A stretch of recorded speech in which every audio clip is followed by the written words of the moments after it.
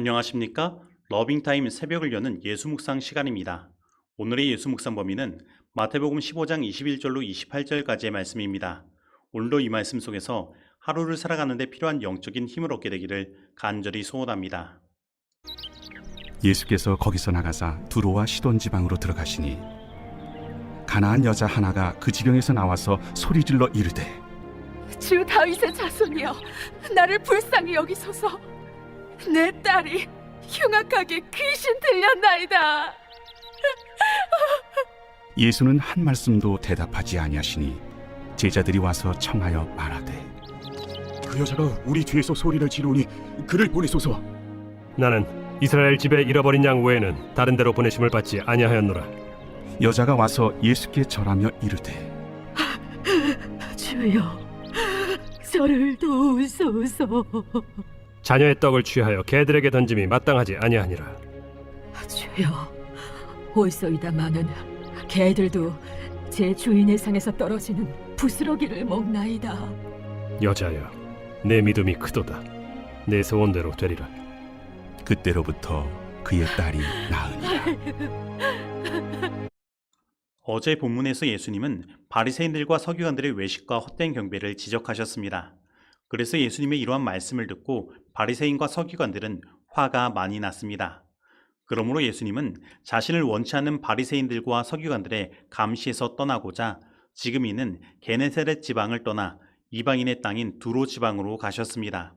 그리고 이것에 대하여 마가복음 7장 24절은 이렇게 이야기하고 있습니다. 예수께서 일어나사 거기를 떠나 두로 지방으로 가서 한 집에 들어가 아무도 모르게 하시려 하나 숨길 수 없더라. 그래서 살펴보면 바리새인과 서기관들의 감시와 방해는 예수님의 사역을 이방인까지 확대되게 만든 것을 보게 됩니다. 그리고 이것은 사도행전에서 예루살렘에서 일어난 핍박으로 인해 그 복음이 이방인의 땅인 사마리아까지 퍼지게 된 것을 생각나게 하는 것입니다. 그러므로 우리들은 우리들의 복음을 전하는 일들에 어떠한 핍박과 방해가 있더라도 그것을 두려워하지 말아야 합니다. 그리고 비록 그 핍박과 방해로 인하여 우리가 그곳을 떠나게 된다고 하더라도 우리는 낭망할 필요가 없습니다. 왜냐하면 그것은 우리 사역의 실패가 아니라 우리 사역의 확정을 가져다 주기 때문입니다. 그런데 방금 우리가 살펴본 마가복음 7장 24절에서 예수님께서는 한 집에 들어가 아무도 모르게 하시려고 하셨다는 것을 보게 됩니다. 그러나 예수님은 자신을 숨길 수 없었습니다. 그렇다면 왜 예수님은 자신을 숨길 수 없었을까요? 그것은 분명 오늘 본문에 나타난 가나안 여자 하나 때문이었습니다. 그러면 대체 이 여인이 무엇을 하였기에 숨으려고 하셨던 예수님이 드러날 수밖에 없었던 것일까요? 오늘 본문 22절에 보면 이 가나안 여인이 소리를 지르며 자신을 불쌍히 여겨달라고 예수님께 청하는 장면이 나옵니다. 그런데 이 소리질러라는 것은 에크라젠이라는 단어를 쓰고 있는데 헬라어 문법상 미완료 형태로 쓰인 것입니다. 그리고 23절에도 이 여인의 이러한 일들 때문에 제자들이 예수님께 청하는데 여기에 쓰인 헬라어 에로툰이라는 단어도 미완료 형태로 쓰인 것입니다. 그리고 25절에도 이 여인이 예수님 앞에 절하는 장면이 나오는데 여기에 쓰인 헬라어 프로시키네이도 미완료 형태로 쓰인 것입니다. 즉, 이 가나안 여자는 계속해서 예수님께 간구한 것입니다. 그랬더니 어떠한 일이 벌어졌습니까? 분명 피곤하여 숨으시려고 하셨던 예수님이 간절히 지속적으로 예수님께 간구하는 이 이방인 가나안 여자 앞에 드러나신 것입니다. 이처럼 우리 예수님은 자신을 간절히 지속적으로 찾는 자들 앞에 드러나시는 것입니다. 그래서 잠언 8장 17절은 다음과 같이 이야기합니다.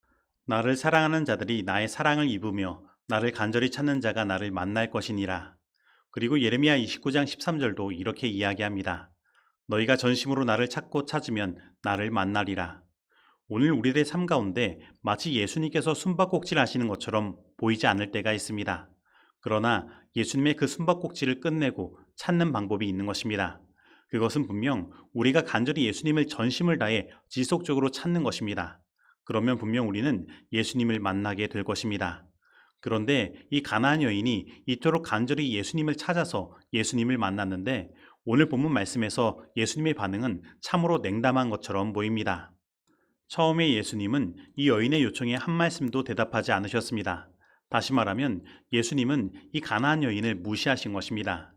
그리고 두 번째, 예수님은 나는 이스라엘 집에 잃어버린 양 외에는 다른 데로 보내심을 받지 아니하였노라 하시며 이 여인을 외면하신 것입니다. 그리고 마지막 세 번째, 예수님은 자녀의 떡을 취하여 개들에게 던짐이 마땅하지 아니하니라 라고 말씀하시며 이 여인을 개 취급하심으로 하대하고 모멸감을 준 것입니다. 그렇다면 왜 예수님은 이렇게 행하셨을까요? 사실 예수님은 이 여인의 모든 것을 이미 아셨습니다. 예수님께서 평소 피곤하시고 쉬시려고 하실 때에는 산으로 가셨는데 특별히 이번에는 두로 지방으로 가신 것입니다. 그리고 그 이유는 이 가나안 여인의 간절한 소원이 성령을 통해 예수님께 알려졌기 때문입니다. 그래서 예수님은 이 여인의 상황을 이미 아신 것입니다. 예수님은 이 가나안 여인의 자녀를 향한 그 간절함을 아셨습니다.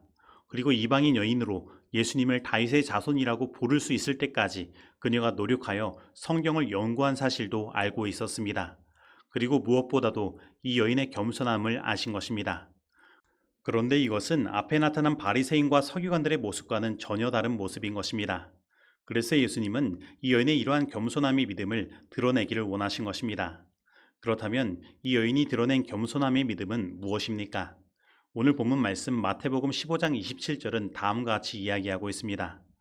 여자가 이르되 주여 올소이다마는 개들도 제 주인의 상에서 떨어진 부스러기를 먹나이다. 여러분, 이 가나안 여인이 나타낸 겸손함의 믿음은 무엇입니까? 그것은 주님께서 나에게 무엇을 말씀하셨든지 그것이 옳다고 여기는 것입니다. 예수님을 인정하는 것입니다. 그리고 그는 겸손함으로 구한 것입니다. 개들도 제 주인의 상에서 떨어지는 부스러기를 먹나이다. 즉 그는 예수님께 당신께서 주실 수 있는 부스러기 은혜라도 주옵소서라고 구한 것입니다. 그리고 그 부스러기 은혜에도 자신은 만족하겠다는 것입니다. 그렇다면 오늘 우리들의 믿음은 어떠합니까? 하나님께서 무엇을 말씀하시든지 그것이 옳다고 여기는 겸손함의 믿음을 가지고 있습니까? 아니면 바리새인과 서기관들과 같이 따지고 불평하는 믿음을 가지고 있습니까? 오늘 하나님께서 우리들에게 원하시는 믿음은 겸손함의 믿음인 것입니다. 언제나 주님은 옳습니다 라고 말할 수 있는 믿음인 것입니다. 그래서 레위기 26장 41절로 42절은 이렇게 말씀하고 있는 것입니다. 나도 그들에게 대항하여 내가 그들의 원수들의 땅으로 끌어갔음을 깨닫고 그 할례 받지 아니한 그들의 마음이 낮아져서 그들의 죄악의 형벌을 기쁘게 받으면 내가 야곱과 맺은 내 언약과 이삭과 맺은 내 언약을 기억하여 아브라함과 맺은 내 언약을 기억하고 그 땅을 기억하리라. 여러분, 우리 하나님은 오늘 우리들에게 무엇을 기다리고 계십니까? 그것은 겸손함, 곧 우리들의 마음의 낮아짐을 기다리고 계시는 것입니다. 즉, 하나님께서 나를 심판하시고 나에게 형벌을 내리신다고 하더라도 그것이 옳다고 받아들이며 기쁨으로 받는 겸손한 마음을 원하시는 것입니다. 그러면 하나님은 우리들의 겸손함의 믿음을 통하여 우리를 회복시키시고 구원하시는 것입니다. 주님께서는 겸손하고 통회하는 영혼에게 당신 자신이 의롭게 되신 바 그리스도 안에 있는 믿음을 나누어 주신다. 예수님께서는 그 영혼의 지은 죄들을 마치 검은 구름을 거두시듯 깨끗이 지워버리실 것이며 마음을 위로하여 주실 것이다. 그날에 내가 말하기를 여호와여 주께서 전에는 내게 노하셨사오나 이제는 그 노가 쉬었고 또 나를 아니하시오니 내가 주께 감사하겠나이다 라고 말씀하셨다. 주님의 안위를 받은 자는 자신의 경험을 통하여 바울이 한 말을 깨닫게 될 것이다. 사람이 마음으로 믿어 의에 이르고 입으로 시인하여 구원에 이르느니라. 부모와 교사와 학생에게 보낸 권면 242페이지의 말씀입니다. 이제 적용하는 시간입니다. 오늘 나는 우리의 복음 사업에 방해가 있고 핍박이 있어 어느 한쪽의 문이 닫힌다 하여도 하나님께서는 분명히 다른 한쪽의 문을 여심으로 우리의 복음 사역을 더 확장하여 주신다는 사실을 믿고 있습니까? 오늘 나는 겸손함으로 간절히 지속적으로 구하는 자가 하나님을 만날 수 있으며 그 기도의 응답을 받을 수 있다는 사실을 믿고 겸손함과 간절함으로 그리고 지속적으로 하나님께 기도하는 삶을 살기를 원합니까?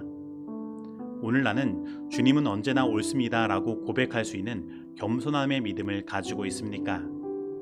오늘 이 말씀 속에서 내가 실천해야 할 것은 무엇입니까? 기도하시겠습니다. 하나님 아버지, 오늘 우리들에게 우리의 복음 사업에 어떠한 방해가 있더라도 두려워하지 말고 낭망하지 않을 수 있는 믿음 허락하여 주시고 오히려 그 방해와 핍박이 우리의 복음의 다른 한편의 문을 여는 복음의 확장의 기회가 됨을 말씀하여 주시니 감사드립니다. 하나님, 오늘 겸손함으로 간절히 주님 앞에 지속적으로 간구하기를 원하오니 우리의 기도에 응답하여 주시고 우리를 만나 주시옵소서.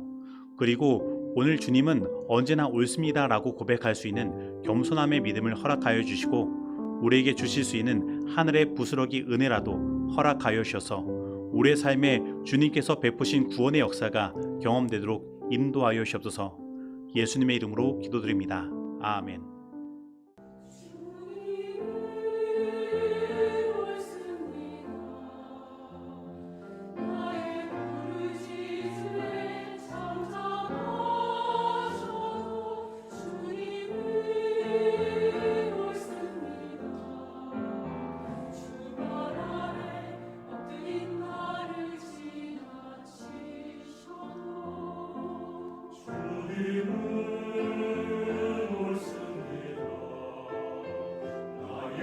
간절한 손에 침묵하시고